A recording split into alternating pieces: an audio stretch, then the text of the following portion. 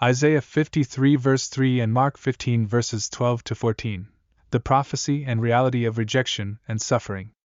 Within the sacred pages of Scripture, certain verses resound like echoes across time, revealing the depths of human experience and divine purpose. Isaiah 53 verse 3 and Mark 15 verses 12 to 14 are two such verses that converge to illuminate the prophetic message of rejection and suffering. This essay embarks on a journey through these verses, exploring their interwoven narrative and the timeless teachings they convey. Isaiah 53 verse 3 The Suffering Servant.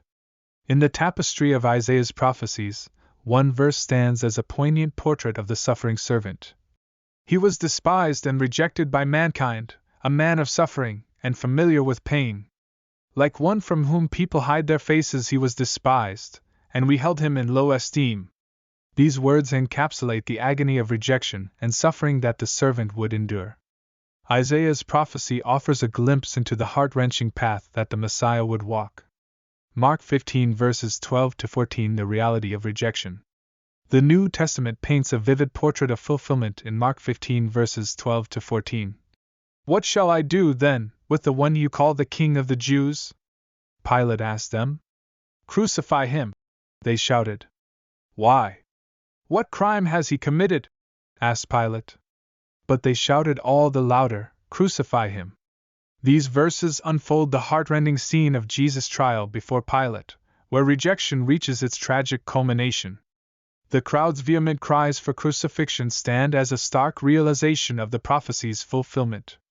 Rejection and suffering, prophecy and fulfillment aligned. Isaiah 53 verse 3 and Mark 15 verses 12 to 14 converge in a raw portrayal of human rejection and suffering. Through these verses, the prophecy of old finds its chilling fulfillment in the somber events of Jesus' crucifixion. Timeless teachings and daily relevance. Identification with suffering. Jesus' rejection and suffering connect us to the human experience of pain. In our own trials, we find solace in knowing that Christ intimately understands our suffering.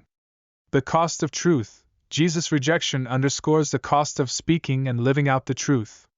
We're reminded that standing for righteousness may lead to rejection, but the eternal value of truth surpasses temporal approval.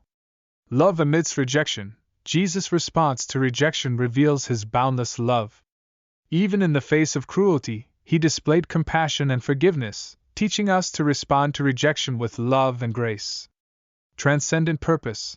The rejection Jesus endured wasn't the end, it was a part of a transcendent purpose.